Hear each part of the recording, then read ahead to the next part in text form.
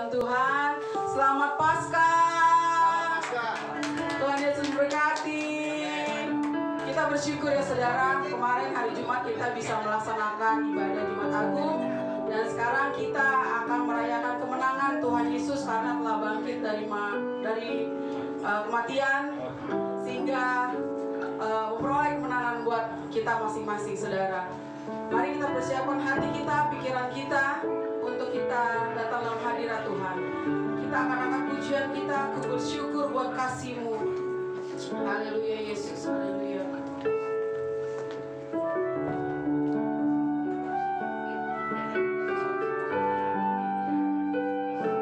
Haleluya Yesus. Kami bersyukur ya Bapa, karena pada sore hari ini Tuhan kami boleh ada sebagaimana kami ada Tuhan. Itu bukan anak kuat dan gagah kami Tuhan, melainkan oleh anugerah-Mu Tuhan yang begitu besar bagi kami. Pada hari ini Tuhan kami boleh merayakan hari Paskah Tuhan, hari kebangkitan-Mu Tuhan, untuk mengalahkan maut Tuhan Yesus Kristus. Sungguh kami bangga Tuhan menyala seperti Engkau Tuhan. Ajar kami Tuhan untuk selalu tetap teguh Tuhan di dalam Engkau Tuhan Yesus Kristus. Terima kasih Bapa, terima kasih untuk keselamatan yang Kau berikan bagi kami. Haleluya Yesus, haleluya.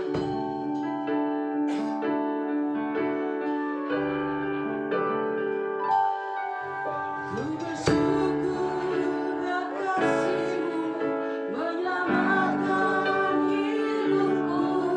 Oh Yesus, Tuhan dan Rajaku.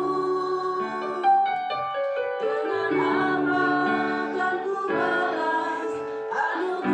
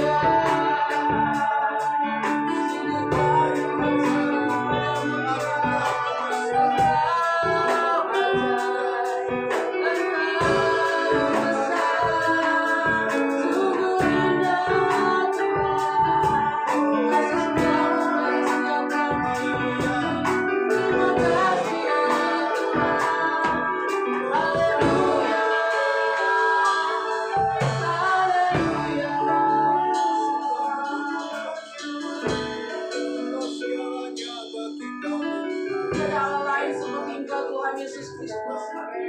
Engkau Allah yang kami tinggikan Tuhan. Engkau Allah yang kami muliakan Tuhan Yesus Kristus.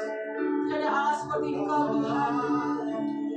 Terima kasih Bapa untuk segala kebaikan-Mu bagi hidup kami. Terima kasih Tuhan Kau telah menyelamatkan kami Tuhan Yesus Kristus. Kau telah memulihkan hidup kami Tuhan.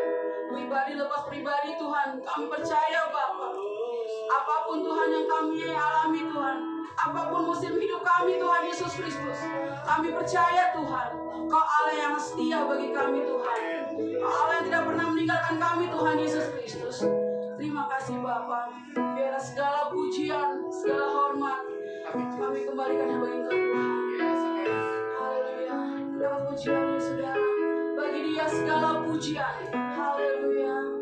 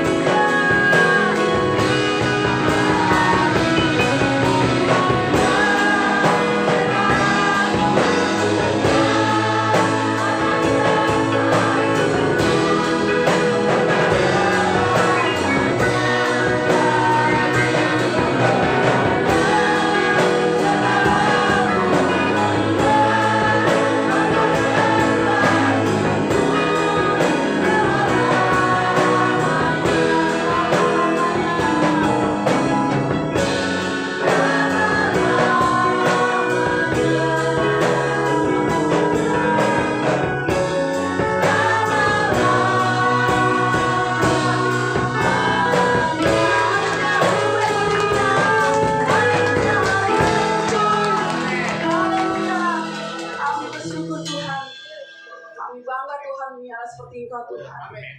Dengan apa kami membalas semuanya kebaikan Engkau bagi kami Tuhan Yesus Kristus. Dengan pujian ini Tuhan, dengan hati kami Tuhan, dengan kerinduan kami Tuhan Yesus Kristus, untuk menyenangkan hati Engkau Tuhan Yesus Kristus. Kami serahkan Tuhan ibadah kami dari awal pertengahan hingga akhirnya dalam tangan Tuhan. Tuhan Yesus yang bertahta dan berkarya tempat ini Tuhan Yesus Kristus. Terima kasih Bapa. Kami berdoa dan bersyukur. Haleluya.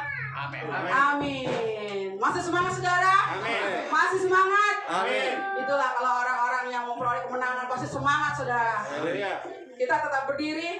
Kita mau angkat pujian kita, menaikkan syukur kita kepada Tuhan. Haleluya.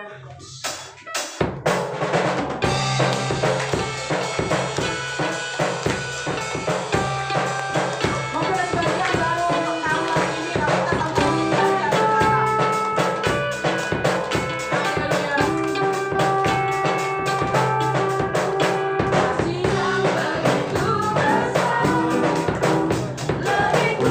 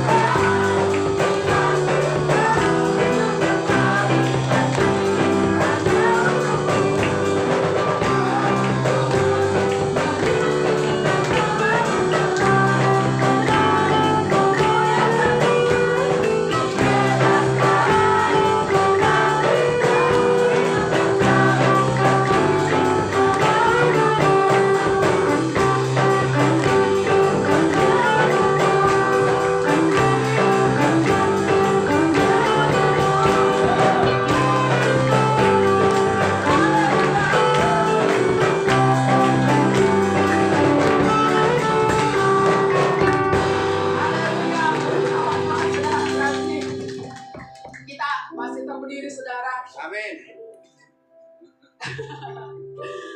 Karena kebangkitan Tuhan, kita bersedia saudara, apapun yang menjadi kerinduan kita, mungkin kita untuk melayani. Melayani itu bukan hanya di mimbar ataupun di khotbah, tapi kita percaya kalau keinginan kita untuk melayani Tuhan, bisa terima tamu atau bisa melayani sesama, mendoakan, itu yang melayani saudara. Untuk itu saudara, kita percaya bahwa kita mau dipakai Tuhan. Makanya kita katakan suka-sukanya Tuhan. Tuhan mau apa buat kita? Kita ikuti saja alurnya saudara. Haleluya. Kita akan puja ini. Suka-sukamu Tuhan. Amin.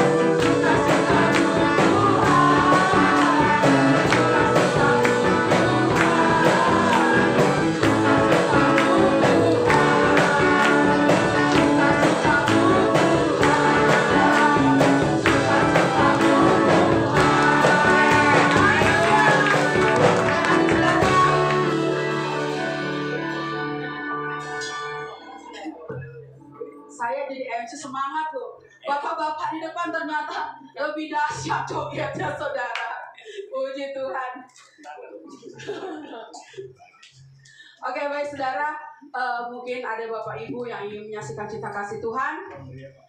Kaum pria, oke, silakan maju.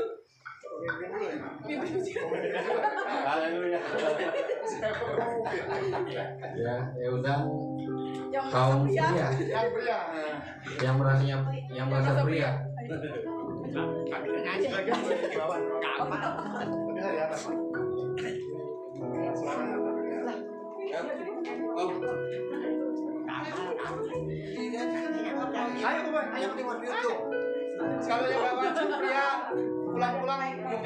jadi pria.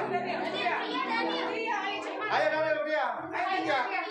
Ayo Pak Iman. Ayo, pasti tinjak. Ayo. Berarti yang nggak maju semuanya wanita.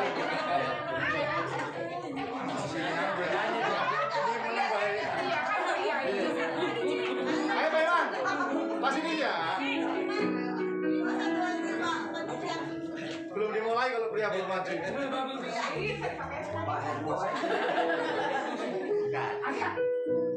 Lana. Tampilkan. Itu dia pojokan dong. Yesus menginginkan dagu bersinar baginya. Di depan ya.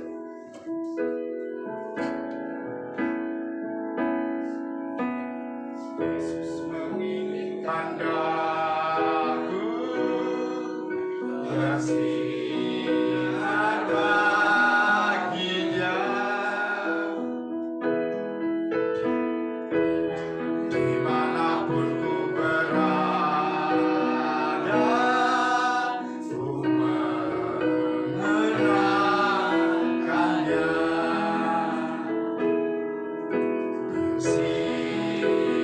Bersinar, bersinar, itulah kehendak Yesus. Bersinar, bersinar, aku bersinar terus.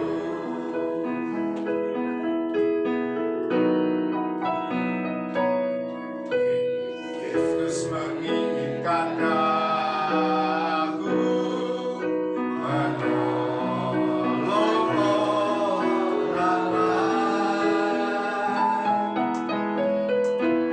Manis dan sopan selalu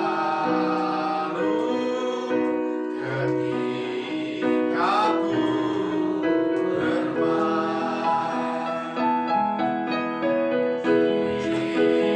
Bersinar, bersinar, itulah kehendak Yesus. Bersinar, bersinar,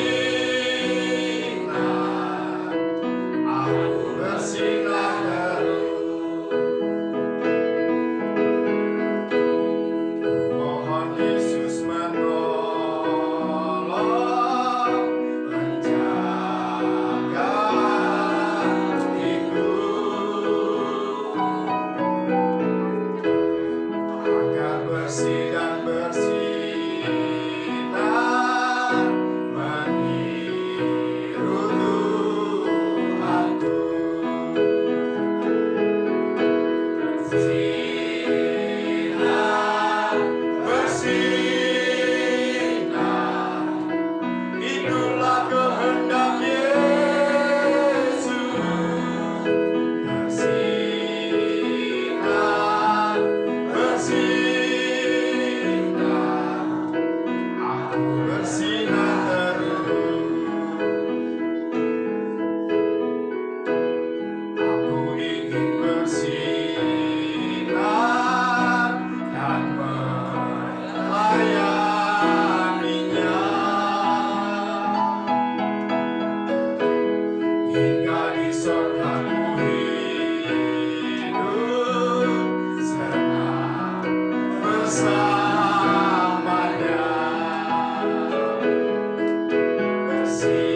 Bersinar, bersinar, itulah kehendak Yesus. Bersinar, bersinar, aku bersinar terus. Aku bersinar terus.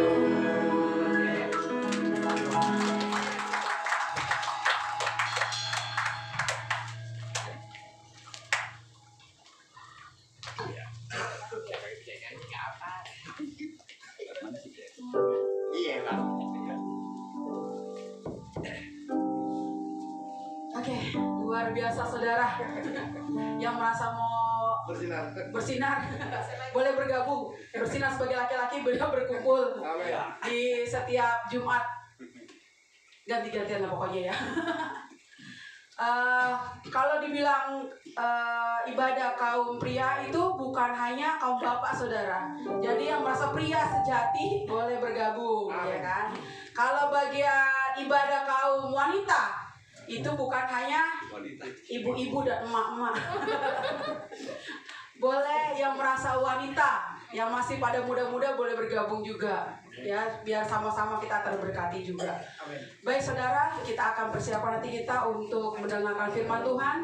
Kembali saudara, saya untuk bangkit berdiri. Kita akan angkat pujian kita dalam yang kasih Bapa.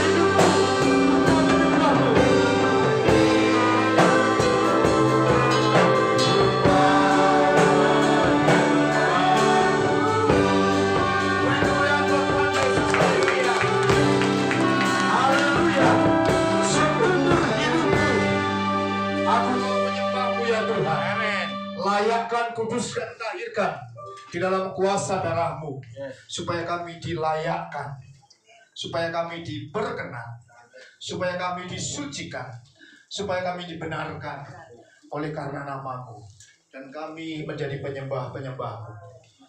Urapi hamba-hamba-Mu yang hari ini boleh hadir di ruangan ini, terkhusus hamba Tuhan yang Tuhan percayakan untuk boleh menyampaikan kebenaran firman Tuhan. Maka urapi setiap kami, hamba-Mu juga, supaya setiap perkataan yang keluar dari bibir, mulut, lidah hamba Tuhan ini berasal dari pimpinan Roh Kudus. Setiap perkara, setiap perkataan, setiap hal yang bukan berasal dari pimpinan Roh Kudus, kami tolak, kami patahkan di dalam nama Yesus Kristus. Setiap penyesatan dan setiap hal yang menolaknya, kami patahkan dalam nama Yesus. Bersabda, berfirmanlah ya Tuhan, sebab hamba-hamba-Mu ini mendengar dan rindu mendengar sebagian isi hati Tuhan. Di dalam nama Yesus Kristus kami berdoa, haleluya, haleluya. Bersama kita katakan amin. Silakan duduk Bapak Ibu. Shalom.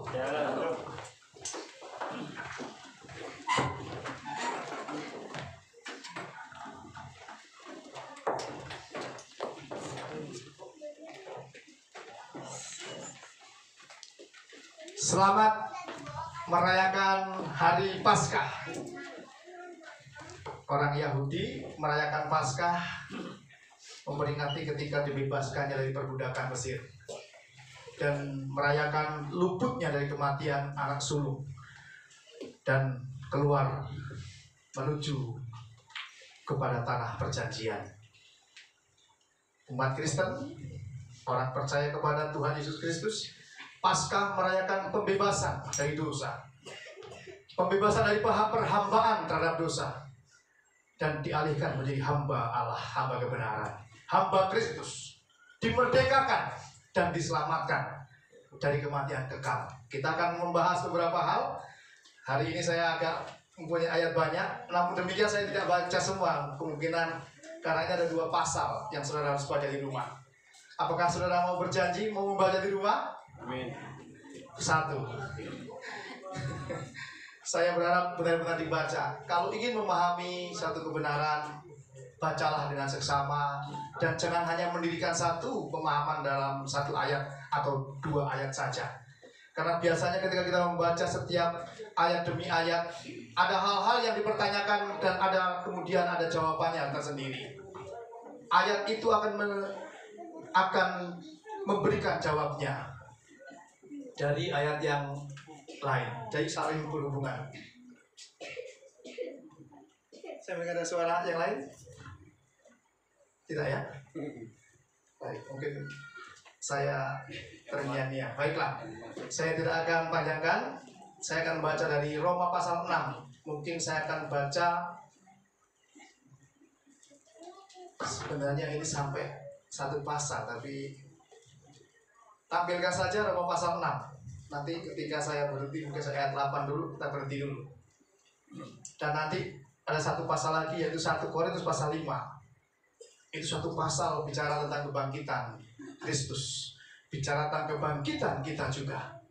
Begitu saya mulai dari Roma pasal 6. Demikian firman Tuhan, Pak, ayat 1.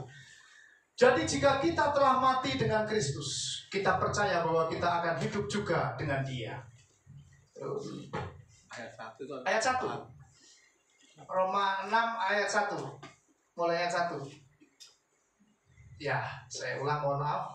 Jika demikian, apakah yang hendak kita katakan? Bolehkah kita bertekun dalam dosa supaya semakin bertambah kasih karunia itu? Sekali-kali tidak. Bukankah kita telah mati bagi dosa? Bagaimanakah kita masih dapat hidup di dalamnya? Atau tidak tahukah kamu bahwa kita semua yang telah dibaptis dalam Kristus telah dibaptis dalam kematiannya? Dengan demikian kita telah dikuburkan bersama-sama dengan Dia oleh baptisan dalam kematian, supaya sama seperti Kristus telah dibangkitkan dari antara orang mati oleh kemuliaan Bapa, demikian juga kita akan hidup dalam hidup yang baru. Sebab jika kita telah menjadi satu dengan apa yang sama dengan kematiannya, kita juga akan menjadi satu dengan apa yang sama dengan kebangkitannya. Karena kita tahu bahwa manusia lama kita telah turut disalibkan supaya tubuh dosa kita hilang kuasanya, agar jangan kita menghambakan diri lagi kepadanya, kepada dosa. Sebab siapa yang telah mati, ia telah bebas dari dosa. Jadi, jika kita telah mati dengan Kristus, kita percaya bahwa kita akan hidup juga dengan Dia. Amin. Mohon nanti dibaca satu pasal di rumah. Dan nanti juga di 1 Korintus pasal 5. Jadi kalau saudara segan untuk membuka YouTube ini, catat saja, ditulis Roma pasal 6 dan 1 Korintus pasal 5. Dua pasal ini bercerita tentang kebangkitan Tuhan. Kebangkitan Tuhan Yesus itu dinyatakan atau diwujudkan dengan penampakan-penampakan selama 40 hari lamanya. Tentu saya tidak menyampaikan bahwa penampakan Yesus bisa dibuktikan atau kebangkitan Yesus bisa dibuktikan secara yuridis ataupun historis. Namun demikian, bagi orang percaya, membangkitkan suatu iman yang luar biasa, rasa percaya yang luar biasa menjadi kayak dinamik atau dinamos gitu ya, yang dinamis luar biasa, menjadi momentum yang sangat membakar hati, membakar hati, semangatnya itu luar biasa. Saya mengambil satu contoh saja yang paling melankolik ya, yang paling kalau kita samakan dengan tipe orang murid satu ini adalah murid yang paling melankolik, yang sangat-sangat pesimistis dalam hidupnya. Perkataannya pesimis, yaitu Thomas namanya. Thomas yang pertama kali ketika terjadi Lazarus sakit dan kemudian ternyata meninggal dan 4 hari lamanya dikuburkan dan Yesus datang dan dibangkitkan. Sebelum Yesus datang ke Kapernaum, Thomas bilang begini, bukankah dulu Tuhan mau dibunuh di Kapernaum? Ya udahlah, ayo kita semua ikut ke sana, kita mati bareng-bareng di sana. Artinya berpikirnya sudah pesimis bahwa dia di sana akan dibunuh dan mati. Gampang pesimis. Yang kedua, ketika Yesus menyampaikan tentang rumah Bapa, aku pergi ke rumah Bapa untuk menyediakan tempat bagimu, dan bagi barang siapa yang percaya kepadaku, kelak aku akan datang kembali, supaya di mana aku berada, engkau pun berada. Thomas juga berkata dengan pesimisnya, bagaimana kami tahu Tuhan kemana? Tunjukkan sajalah jalan Tuhan kemana saja cukup bagiku, karena aku tidak tahu kau pergi kemana. Bagaimana mungkin aku akan datang ke sana? Artinya sudah pesimis dulu, sudah antipati dulu. Ini orang mau pergi kemana? Saya tidak tahu. Maka si Thomas sudah pesimis. Nah, ketika murid-murid semua bercerita bahwa Tuhan itu bangkit, bahwa yang dikatakan oleh kitab para nabi, yang dikatakan oleh Yesus berkali-kali kepada muridnya terjadi, bahwa Yesus bangkit, sudah menampakkan diri pertama-tama kepada para perempuan-perempuan, Thomas berkata demikian, jika aku belum menyunjukkan jariku ke lubang tangannya dan ke lambungnya, aku tidak akan percaya. Iman seperti ini kadang-kadang menjadi seperti iman orang percaya. Mungkin saya, mungkin saudara. Jikalau aku belum melihat buktinya, belum kucukkan jariku ke lubang itu, aku tidak akan percaya. Thomas itu adalah satu murid yang nyaris penuh dengan rasa bimbang. Mungkin di sini antara kita ada yang begitu. Tapi pada akhirnya ketika benar dia berjumpa Yesus, ayo Thomas, cucukkan jarimu. Maka di gereja lain, di gereja yang liturgi dikatakan, ya Tuhanku dan Allahku. Thomas nangis dan tersungkur. Kebenaran itu membuat Thomas seperti terbakar hatinya. Dan selanjutnya akhirnya Thomas menjadi pemberita Injil yang sangat luar biasa di Syria dan juga di Irak ya. Mendirikan gereja, dialah yang memberitakan Injil menurut sejarah pemberitaan Injil. Dan di India pertama kali gereja didirikan oleh Thomas, diberitakan Injil di sana dan menjadi satu kegerakan luar biasa melalui Thomas yang paling pesimis di antara murid-muridnya. Dan akhirnya Thomas mati mati dipenggal di sana, dibunuh dan tidak mundur. Lalu kok bisa berani begitu? Karena tahu Yesus itu bangkit. Petrus dan semua yang lain kocar-kacir ketika Yesus ditangkap. Terlebih-lebih ketika melihat bahwa gurunya dianiaya. Yudas Iskariot bunuh diri dengan penyesalannya. Petrus lari meninggalkan Yerusalem. Bahkan dia kembali menjadi nelayan. Hidupnya tidak menentu. Yang hebat memang harus kasih aplaus adalah perempuan-perempuan. Maka pagi-pagi benar, perempuan itu datang ke kubur Yesus. Tepat pada hari pertama minggu itu. Yaitu hari pertama itu hari Minggu. Saya pernah ada satu pertanyaan. Saya nggak panjangkan, ini hanya pendahuluan saja. Ada satu yang bertanya, oh Yesus kalau memang matinya hari Jumat, di Minggu pagi bangkit, berarti belum 3 hari, gitu ya? Karena kita ngitungnya dari hitungan jamnya Indonesia. Tapi di Timur Tengah menghitung jam itu dihitungnya dari pagi. Kalau kita kan dari 00 ya sampai 00 itu 24 jam. Tetapi kalau di Israel itu dihitungnya dari matahari terbenam sampai ke matahari terbit, begitu. Jadi dari matahari terbenam sampai matahari terbenam kembali, itu dihitungnya 24 jam. Jadi harinya dimulai begitu matahari terbenam, itu sudah hari berganti. Jadi ketika hari Kamis sore terbenam, itu sudah hari Jumat, gitu. Dan Yesus ketika ditangkap tengah malam itu sampai pagi hari, dianiaya sampai pada hari jam 12 siang dan jam 3 mati, maka Yesus harus dikuburkan sebelum terbenam matahari dari Jumat. Berarti Yesus mati masih hari Jumat. Jam 3, jadi sebelum matahari terbenam dari dikuburkan. Lalu begitu matahari terbenam jam 6 sore seperti begitu, jam 6 lewat begitu matahari terbenam udah Sabtu, Sabat. Maka harus dikuburkan. Gitu ya.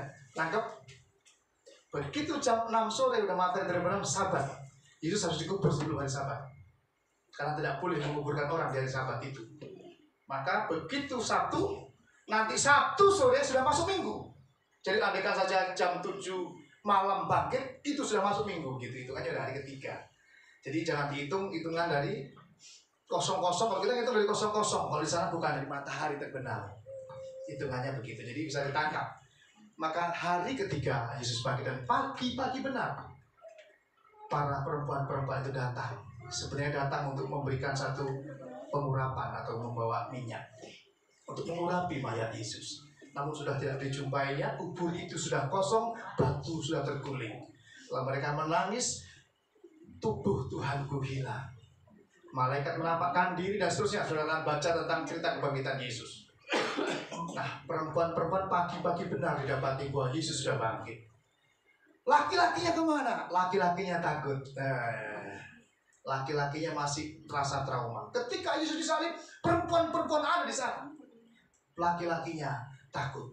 Petrus yang paling garang, yang paling optimis hidupnya, dia pikir pasukan yang begitu banyak dia bisa lawan, dia hurus pedang, dia pangkas kuping itu tentara. Saking hebatnya itu rasanya dia bisa mengalahkan semua. Tenang Tuhan, saya lindungi gitu ya. Akhirnya dia menyangkal Tuhan. Ketika Yesus dianiaya, dia ditanya oleh perempuan, kamu ini juga orang ini ikut bareng-bareng dia. Tidak, aku tidak kenal, aku salah orang. Dan seterusnya 3 kali dia menyangkal aku ayam berkokok. Maka adalah gereja ayam untuk memperingatkan Petrus bahwa ayam berkokok itu Petrus sudah menyangkal 3 kali. Laki-laki banyak kali jadi jago kandang. Kalau jadi ayam, dia ayam sayur, sembunyi, boro-boro nongol ke kubur Yesus. Dia takut. Baru perempuan-perempuan itu datang, Tuhan bangkit. Waduh, baru mereka lari mulai beranian. Dan Petrus tetap kurang yakin. Dia kembali pergi menjala ikan. Ketika menjala ikan, Yesus datang menjumpai. Dan seterusnya ini ada pemulihan. Tapi yang jelas saya tidak menceritakan bahwa benar Allah itu bangkit. Sebab kalau kita baca di 1 Korintus, andaikan Yesus tidak bangkit, sia-sialah seluruh ibadat manusia di dunia ini. Bahkan saya, bahkan seluruh orang percaya sia-sia karena nggak ada kebangkitan. Berarti semua orang setelah mati Selesai, habis, nggak ada cerita, nggak ada riwayat. Saya minum dulu. Karena ini baru pendahuluan. Baik, yang bicara tentang yang ayat 1 dulu, kembali ke ayat 1 dulu. Saya akan kupas. Ayat 1 lah, Roma 6. Jika demikian, apakah yang hendak kita katakan? Bolehkah kita bertekun dalam dosa supaya semakin bertambah kasih karunia itu? Umat Kristen ini punya pemahaman tentang dosa, dan semua ajaran dimanapun sebenarnya di dunia ini sama, ada yang namanya dosa. Namun pemahamannya saja yang mesti ditekankan, ada satu perbedaan pemahaman. Dan dosa itu membuat orang binasa, mati. Upah dosa ialah maut. Maka butuh namanya kasih karunia Allah, yaitu anugerah Allah memberikan hidup yang kekal. Kasih karunia Allah atau anugerah Allah itu diberikan dalam wujud karya penebusan yang agung, yaitu ditebus oleh darah Yesus sendiri. Kalau tadi pagi saya menonton satu gambaran seorang raja panglima, raja penguasa yang sangat adil, bijaksana, mempunyai aturan bahwa setiap orang yang mencuri bahan makanan harus dicambuk 50 kali gitu. Saya menyimak begitu. Lalu tegas dan tidak ada pernah hukum yang tidak dilaksanakan. Setiap peraturannya dilaksanakan dengan konsisten karena adil. Adil, bijaksana, tapi juga penuh kasih si raja ini. Sekali waktu lapor panglimanya, "Tuanku, ada pencurian bahan makanan." Waduh, siapa dia? Bawa menghadap kepadaku, dan dia harus dihukum cambuk 50 kali. "Tuanku, yang mencuri makanan ibu kandung dari Tuanku sendiri." "Ya, bawa dia kemari." Dibawa di depan para pemuka-pemuka, pembesar-pembesar. Dia suruh duduk untuk dicambuk 50 kali. Si raja ini buka baju kebesarannya. Ini nggak kebesaran, agak kekecilan. Baju kebesarannya itu kan raja pasti kebesaran, rimbang, gembrong, tapi kekecilan. Bukan perutnya kebesaran, bukan, bajunya kekecilan. Nah, ini rajanya baju yang kebesaran dibuka. Lalu dia lindungi ibunya dan dicambuk 20 kali.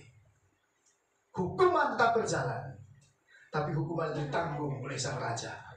Bapa kita itu adil sekaligus penuh kasih, maka hukuman dijalankan, dan Tuhanlah yang mengambil hukuman itu. Begitu. Yesus itu adalah kasih karunia Allah. Nah, dosa, kok bisa dosa itu begitu ngerinya sampai hukumannya maut?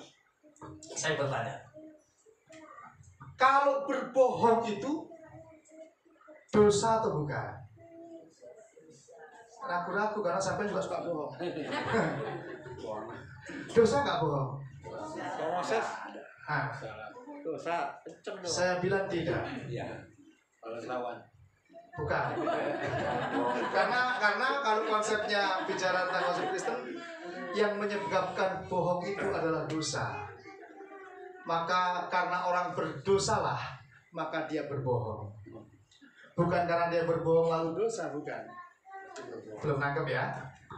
Mencuri itu orang berpikir adalah perbuatan dosa, tapi sesungguhnya mencuri itu bukanlah akar dari dosa itu. Tapi justru karena orang itu berdosa, maka dia mencuri.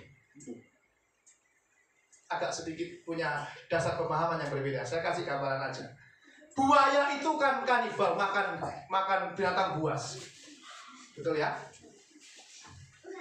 Lalu kalau buaya itu misalkan disuruh untuk tidak makan, misalnya sebut aja ada babi hutan yang mendekat. Bisa nggak kalau dia dibilang kamu sudah bukan binatang buas? Mendekat kira-kira dimakan atau tidak? Dimakan nggak sama buaya? Ini buaya jangan nggak berani ngomong. Dimakan. Atau harimau lah, atau singa. Walaupun seolah-olah kita mau anggap bahwa itu adalah binatang buas, kita berpikir bahwa dia bisa saja untuk dikasih makanan semur jengkol.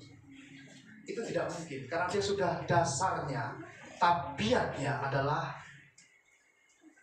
binatang buas, maka dia makan kambing, mungkin babi dimakan. Bisa mungkin dirubah, bisa nggak? Untuk akhirnya si singa atau si buaya atau si harimau itu untuk tidak makan kambing atau tidak makan sapi. Bisa atau tidak? Dia berubah dengan dirinya sendiri. Bisa nggak? Hah? Tidak.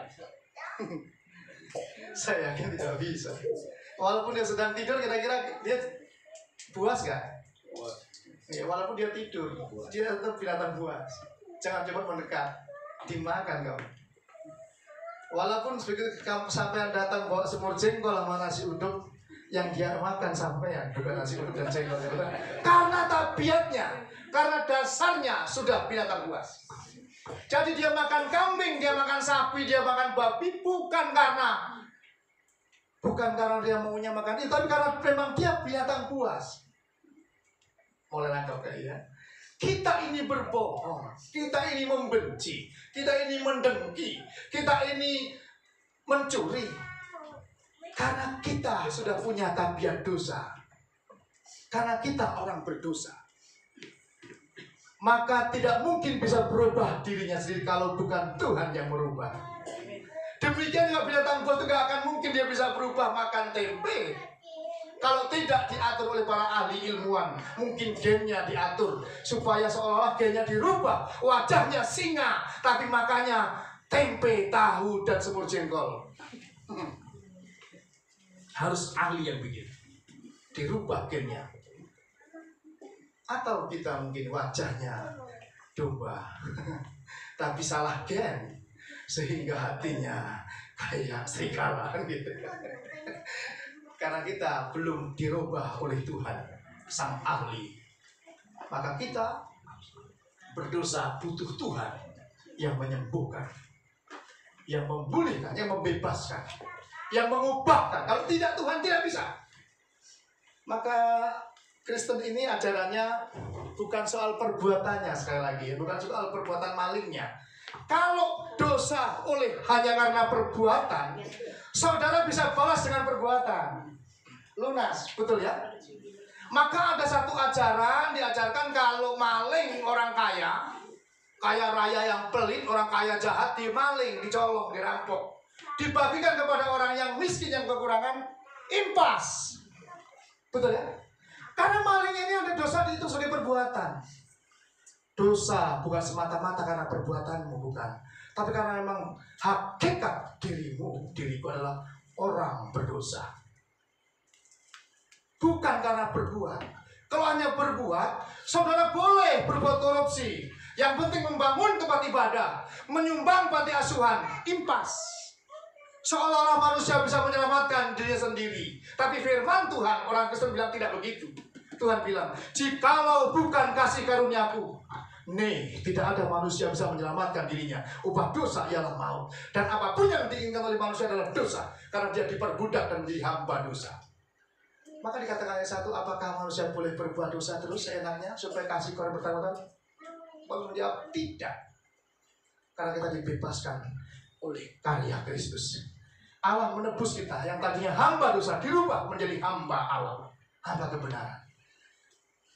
Jadi yang bisa menyelamatkan manusia adalah Bapa Pencipta, Allah sendiri yang menebus, membebaskan. Kalau tidak bisa. Nggak bisa kita balas dengan perbuatan baik. Maka tadi saya senang, saya merelate dengan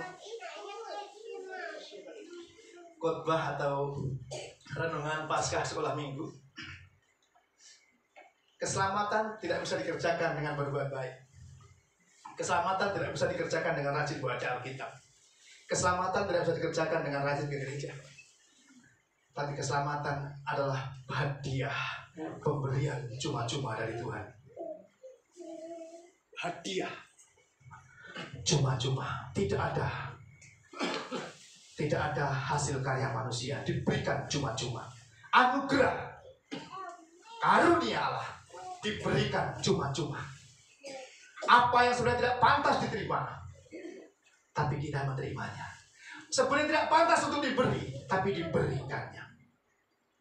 Kita nggak pantas tapi Tuhan beri.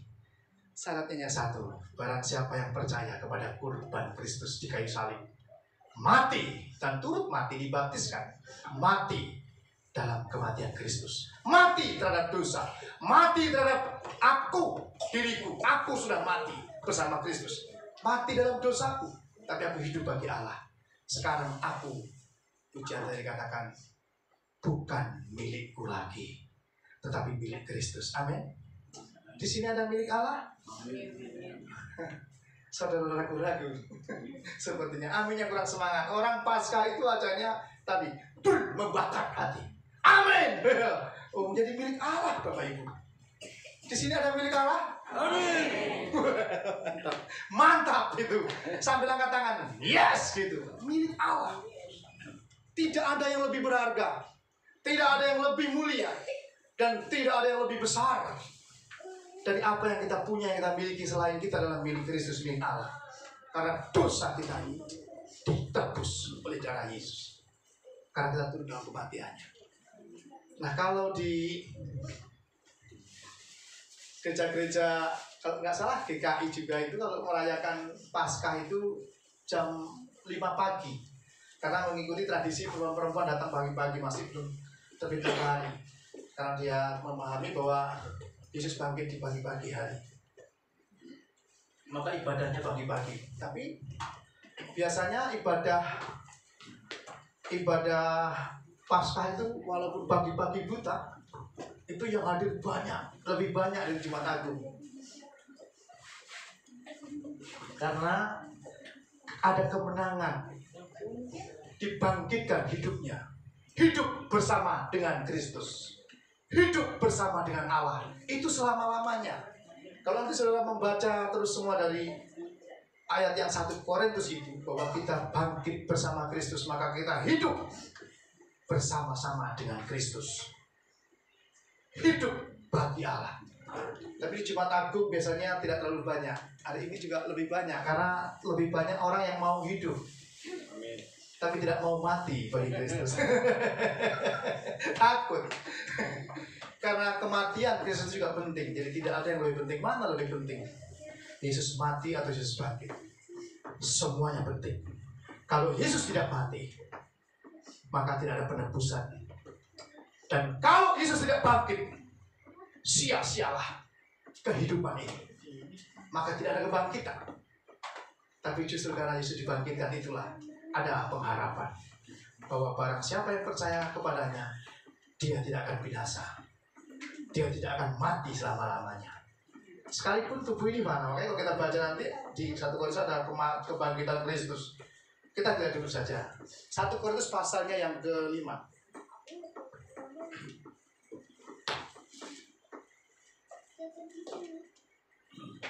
Silakan.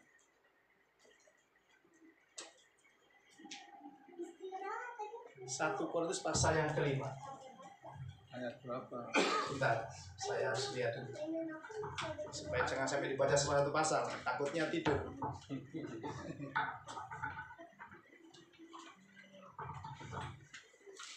Harus disambung di matanya. Pasal 15, bukan pasal 5, ini yang catatannya salah. Pasal 5, kebangkitan Kristus.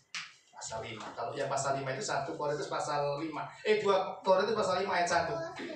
Saya bacakan aja. 2 Korintus pasal yang ke-5 ayat ke-1. Sebelum baca 1 Korintus pasal 15, saya ngajak 2 Korintus pasal 5. 2 Korintus pasal 5 ayat 1, demikian firman Tuhan. Karena kami tahu bahwa jika kemah tempat kediaman kita di bumi ini dibongkar, Allah telah menyediakan suatu tempat kediaman di surga bagi kita, suatu tempat kediaman yang kekal yang tidak dibuat oleh tangan manusia. Di dalam 2 Korintus pasal 5 ayat 1 ini dikatakan bahwa kalau kita ini kediaman kemah di bumi ini, tubuh ini dibongkar, ini fana, tubuh ini mati. Jadi setiap orang yang hidup ini mati, tubuh ini fana. Tapi di dalam tubuh ini ada kehidupan yang tidak fana. Sejak orang itu percaya dan menerima Yesus sebagai Tuhan dan Juru Selamat pribadi, sesungguhnya ada kehidupan kekal. kehidupan selama-lamanya. Sekalipun dulu oleh Adam kita mati karena dosa, tapi di dalam karya Kristus, yaitu manusia Kristus Yesus itu, kita hidup dan hidup selama-lamanya. Sekalipun dia sudah mati, artinya sebenarnya kita sudah mati karena kita anaknya Adam. Tadi yang tabiat dosa ini mau mati. Ketika engkau memakannya, engkau akan mati.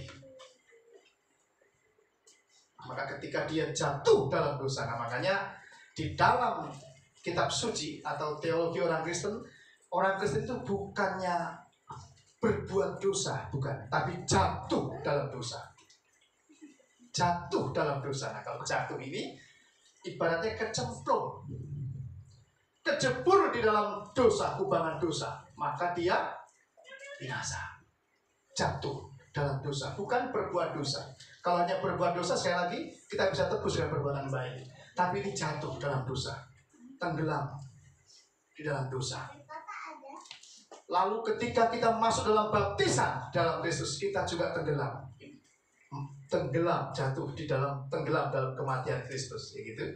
Lalu ketika kita juga dibaptis dalam kebangkitannya, sebenarnya kita juga kecemplung, juga tenggelam di dalam kebangkitannya. Nah, ini konsepnya begitu. Jadi bukan karena berbuat dosa, tapi jatuh dan diangkat.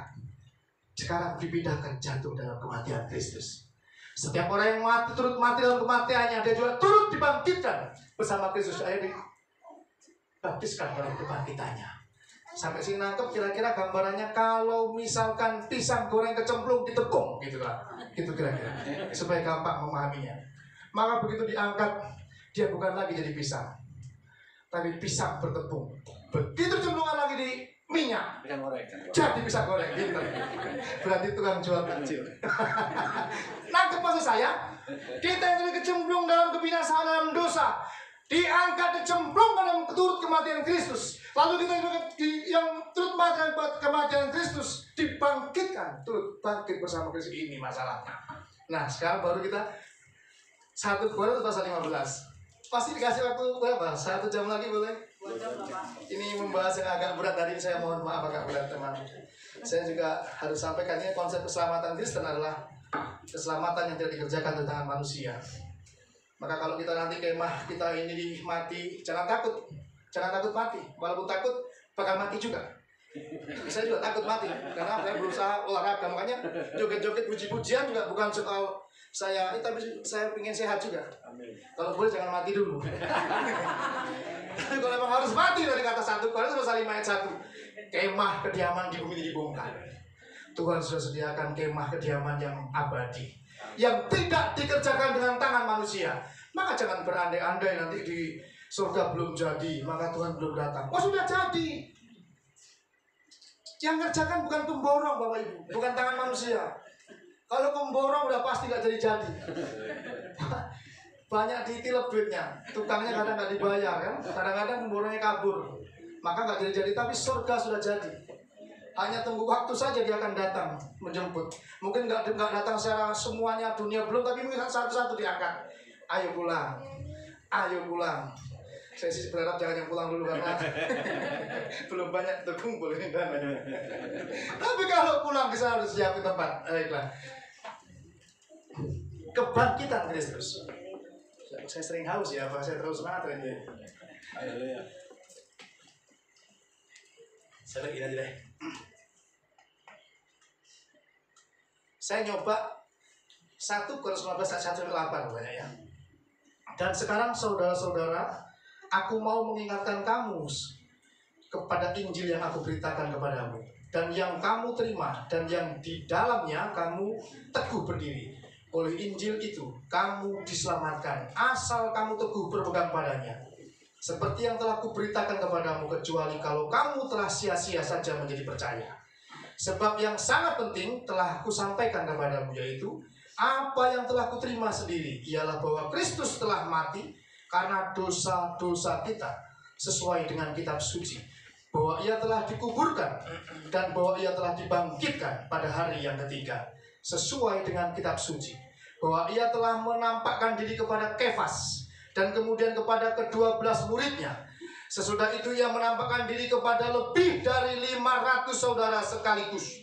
Kebanyakan dari mereka masih hidup sampai sekarang, tapi beberapa di antaranya telah meninggal. Selanjutnya ia menampakkan diri kepada Yakobus, kemudian kepada semua rasul, dan yang paling akhir dari semuanya ialah menampakkan diri juga kepadaku, sama seperti kepada anak yang lahir sebelum waktunya. Sampai sini dulu, ini cerita Paulus, bahwa kebangkitannya Yesus itu sungguh-sungguh. Kalau tidak sungguh-sungguh, percuma kita ngiring Tuhan.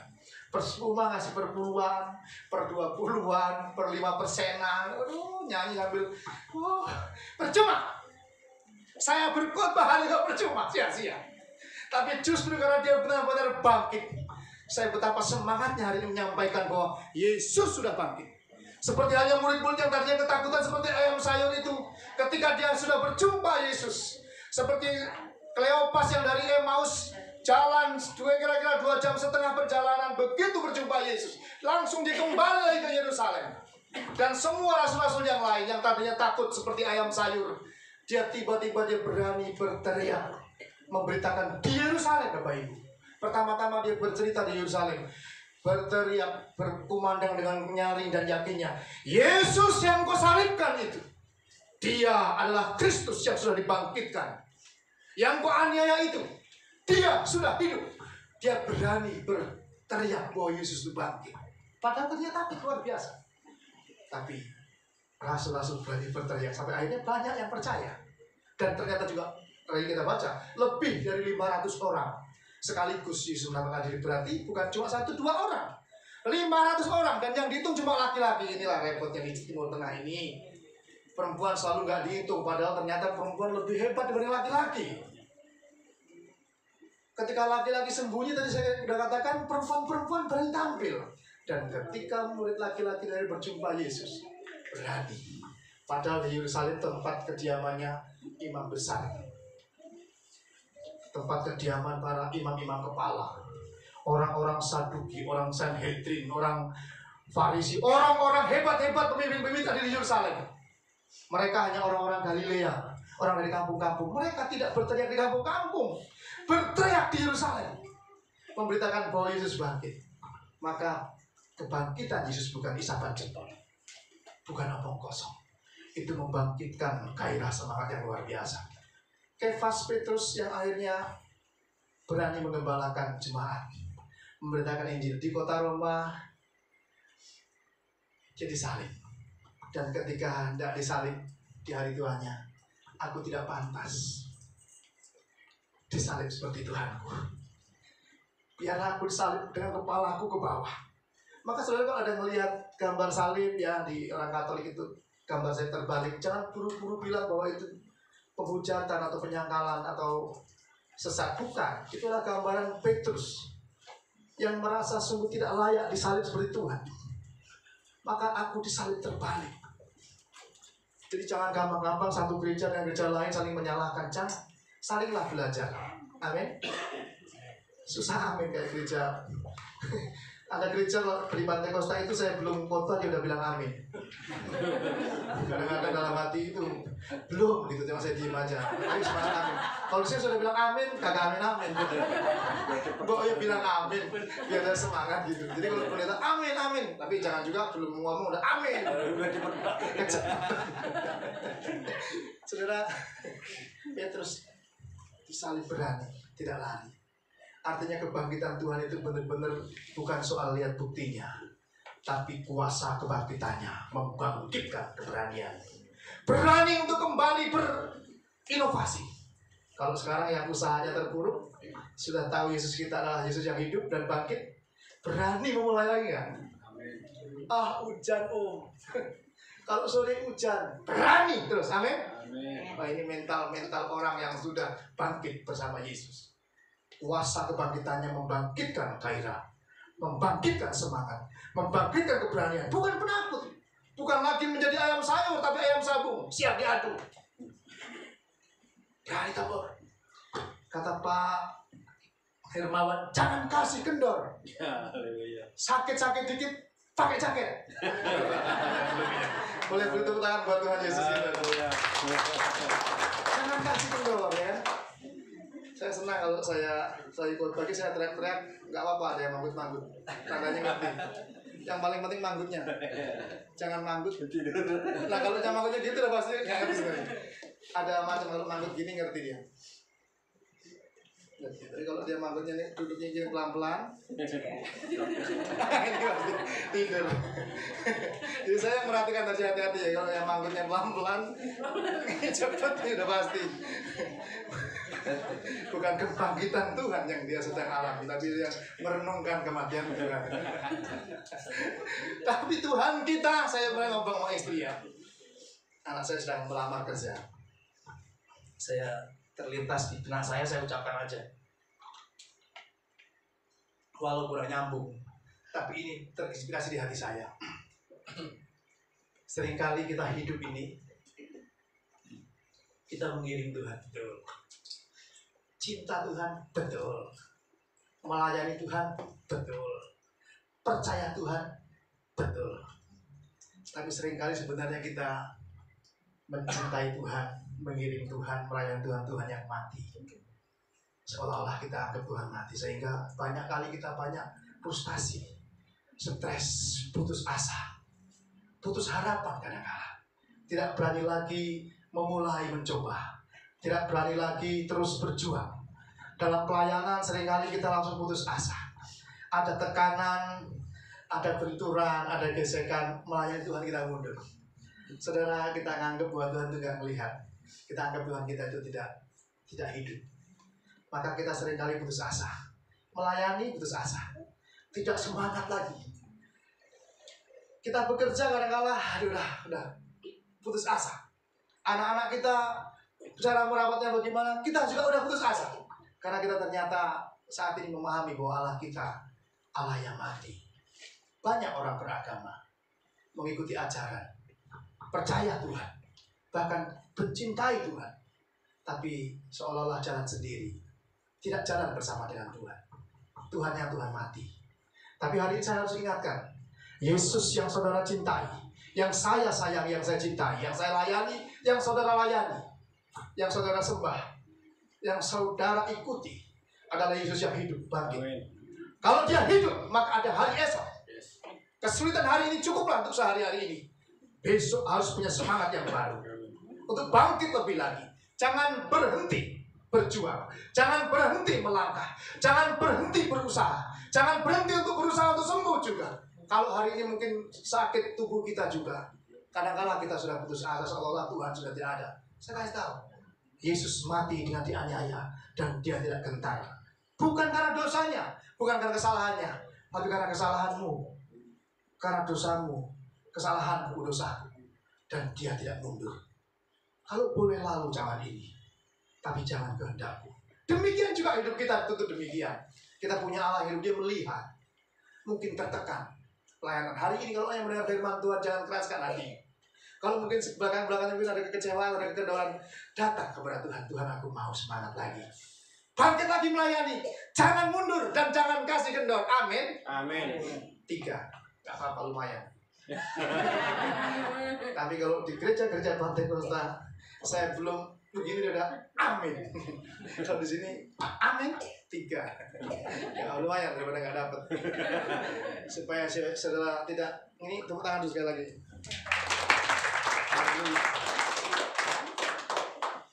Setiap orang yang percaya kepadanya tidak binasa, melainkan beroleh hidup yang kekal. Maka semangatlah untuk melayani Tuhan. Apapun yang bisa lakukan, lakukan saja. Berikan, dan bukan untuk manusia, tapi untuk Tuhan yang hidup. Dia melihat.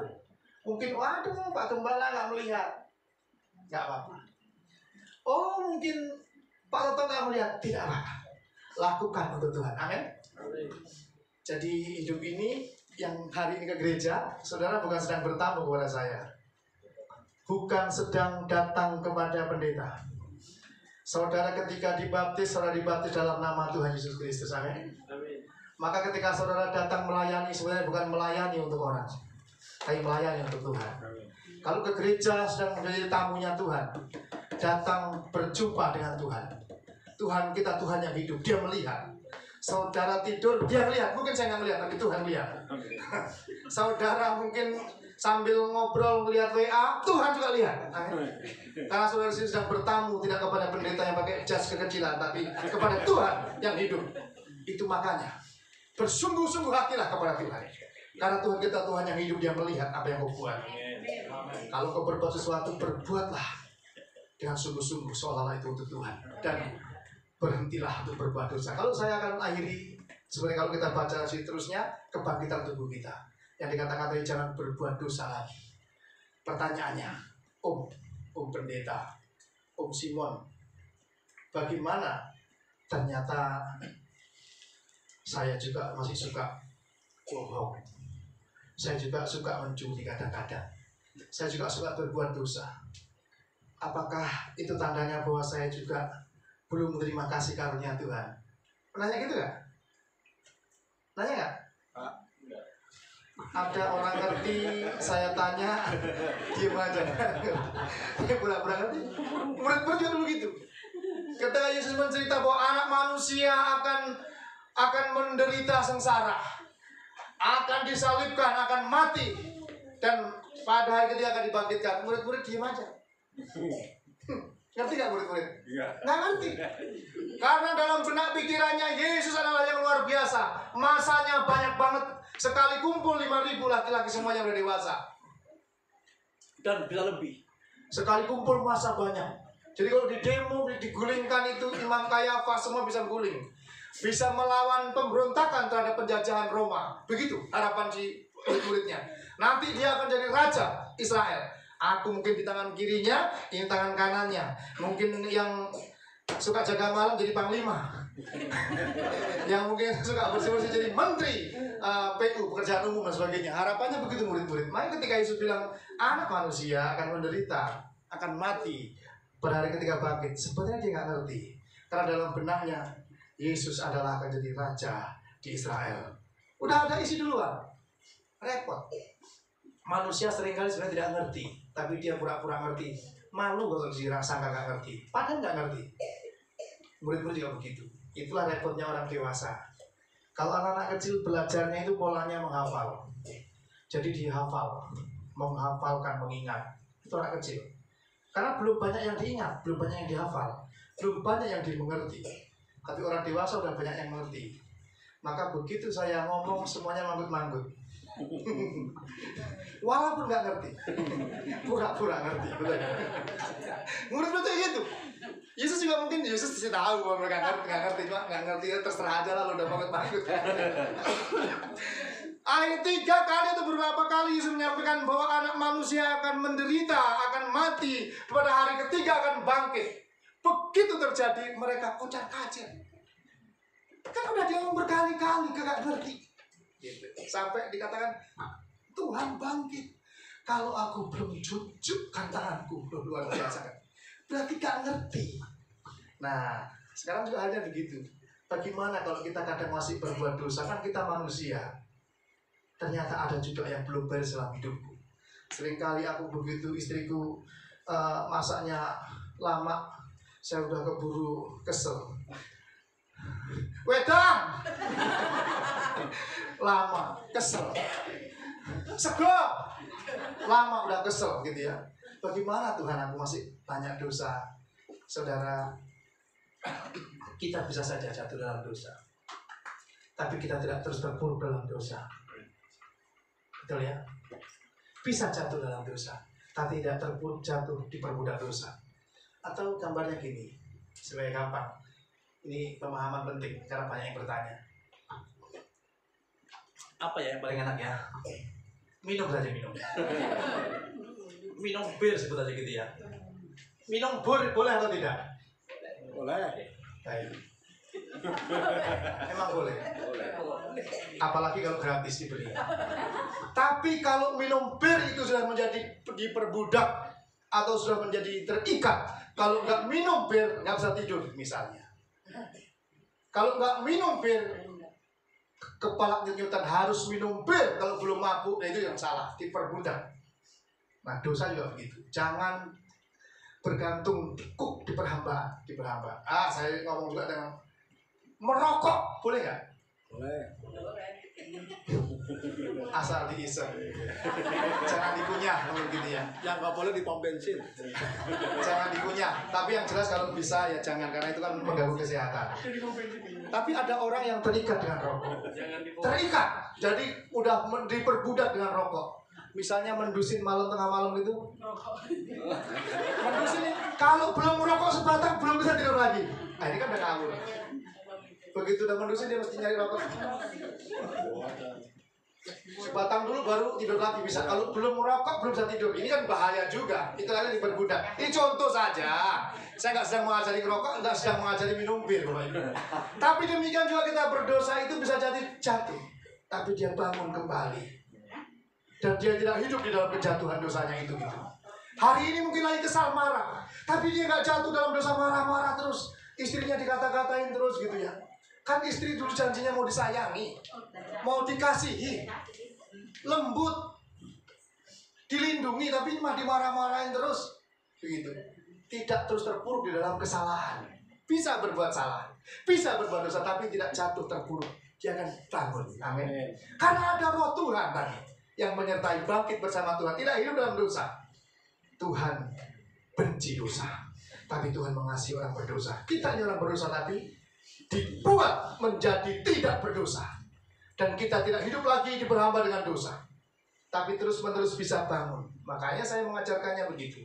Jatuh bisa, dia bangkit lebih tinggi. Amin. Jatuh lagi, mungkin saat itu lebih dalam, tapi dia akan bangun lebih tinggi lagi. Amin. Dan begitu menuju kepada kesempurnaan, disempurnakan setiap hari. Jadi nggak benar juga kalau udah jadi Kristen udah nggak pernah jatuh dosa, pasti berdosa. Sekalipun dia pendeta paling besar, dosa juga. Kadang ada salah dosa. Kadang-kala ngelihat jemaatnya bisa dosa.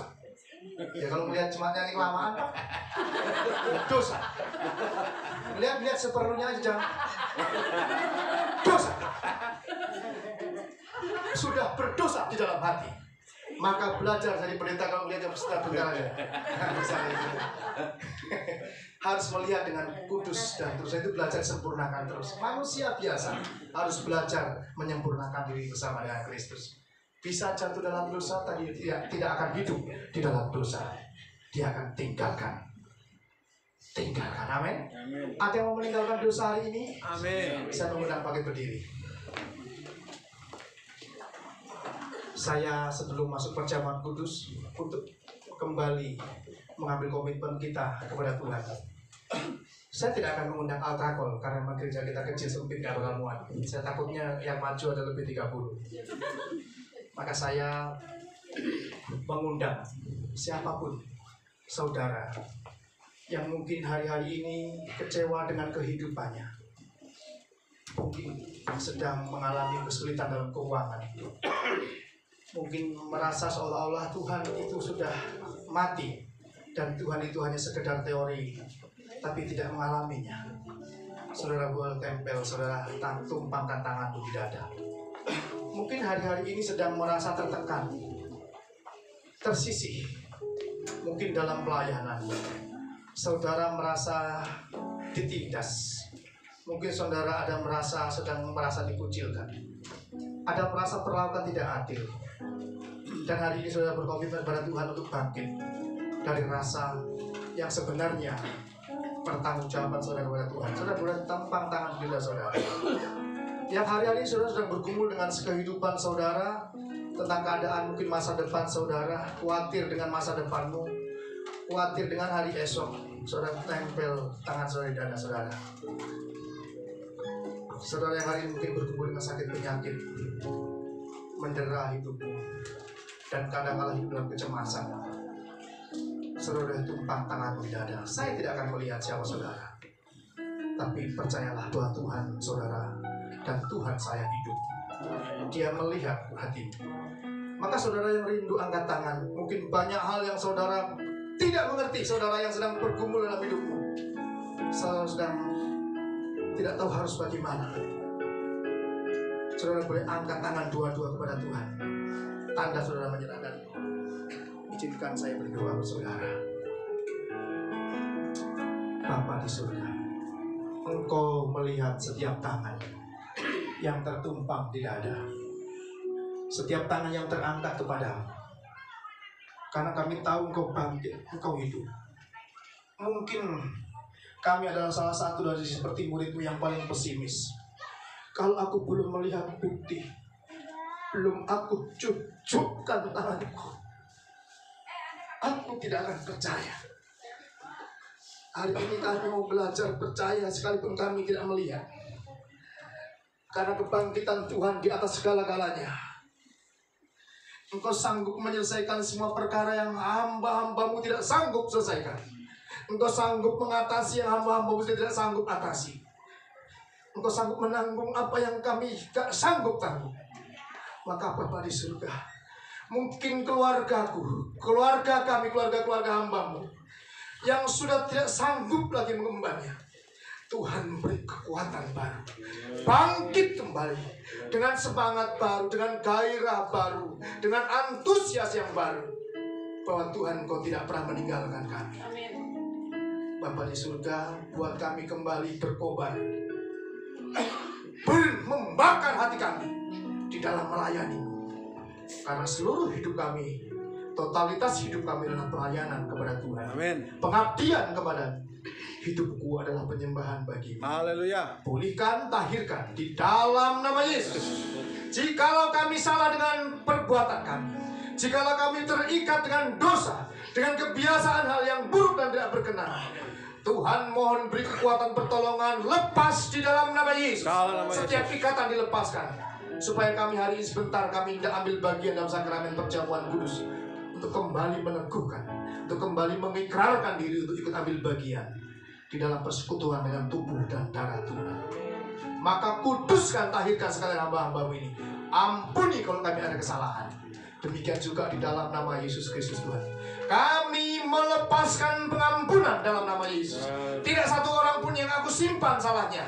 Jikalau ada orang yang aku simpan salahnya, sepulang aku dari tempat ini, aku akan perkatakan dan melepaskan pengampunan. Aku mengampuni dalam nama Yesus Kristus, supaya sungguh kami hidup di dalam pengampunan dan anugerah ilahi yang sempurna. Bapa di surga, berkati roti dan anggur yang tersaji di depan kami ini. Berkati hamba-Mu yang melayangkan perjamuan yang ditunjuk hari itu boleh melayangkan perjamuan, supaya kami boleh turut ambil bagian dalam sakramen perjamuan kudus pada sore hari ini. Maka berkati, kuduskan, tahirkan di dalam nama Yesus Kristus. Kami yang terikat dengan sakit penyakit, dalam nama Yesus disembuhkan. Haleluya. Bapak terima kasih. Dalam nama Yesus kami berdoa. Haleluya.